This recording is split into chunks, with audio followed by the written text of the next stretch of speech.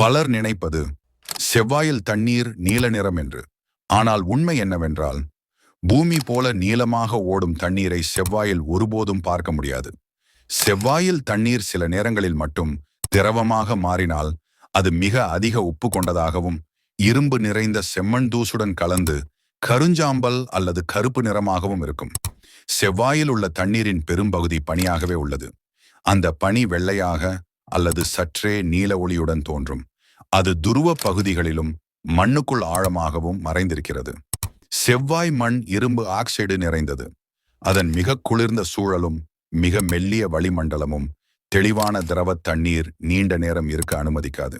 அதனால் உண்மை என்னவென்றால், செவ்வாயில் தண்ணீர் உள்ளது, ஆனால் அது பனி போல வெள்ளை அல்லது சேறு போல கருப்பு, பூமி போல நீலம் அல்ல. ஆச்சரியம்தானே? இன்னும் பல விண்வெளி தகவல்களுக்கு மறக்காம சப்ஸ்கிரைப் பண்ணுங்க.